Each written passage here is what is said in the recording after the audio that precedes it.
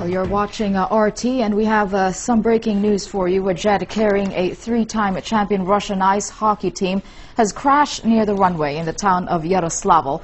It's 270 kilometers northeast of Moscow.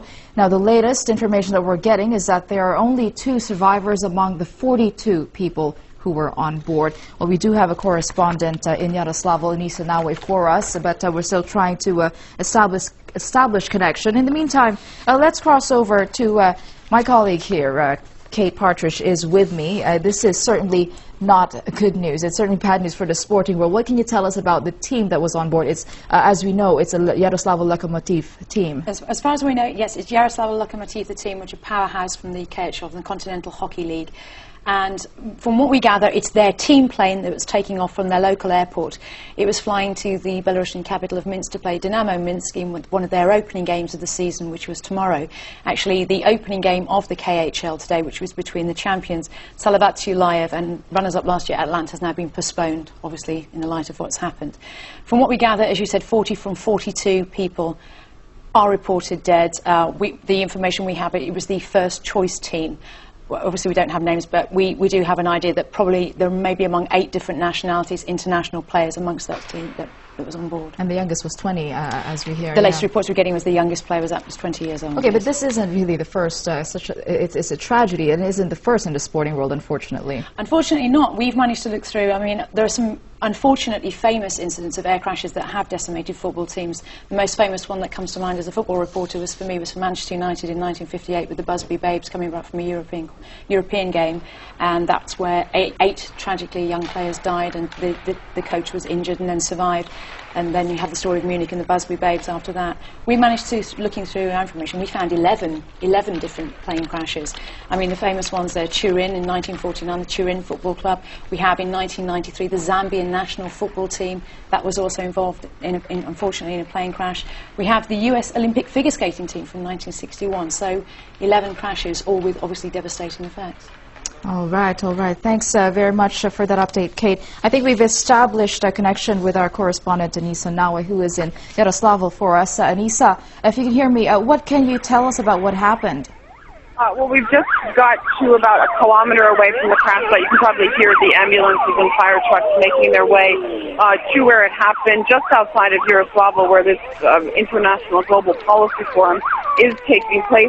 The numbers are moving very fast. The latest we have is that 42 were on board, 40 are dead. Some 26 bodies have already been recovered, and in fact, the latest numbers have us with 2 survivors. One of them, Alexander Galimov, who is already in hospital. He's in critical condition. He's a member, of course, of the Russian national hockey team. He is believed to be one of the survivors. It's not yet confirmed who the other is, but like I said, 2 survivors so far in what looks like it's going to be a horrible tragedy, not just because of the crash, but for this hockey team. Of course, the Lokomotiv hockey team, three-time world champions. I heard you speaking to, I think, Kate there, who probably talked a lot about the significance of this and of their work. They were flying to Minsk to play against Dynamo there.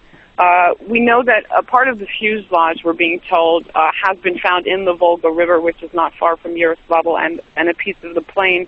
It's believed that human factor could have played a part in this. This is what experts and officials are looking to now, and also technical failure.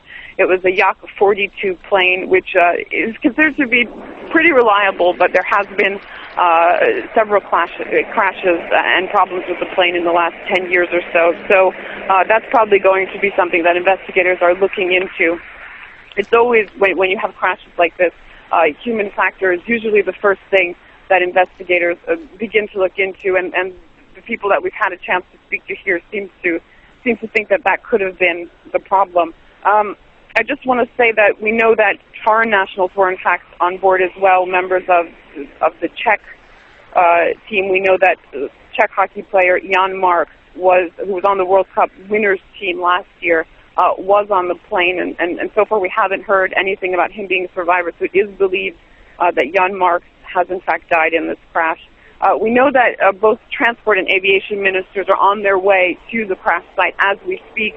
A minute of silence was held about an hour ago, in fact, just after news of this crash hit the Global Policy Forum a minute of silence was held, and we are hearing that President Dmitry Medvedev, who will be making his way to Yaroslavl for this forum, will in fact come and pay his respects at the site of the crash.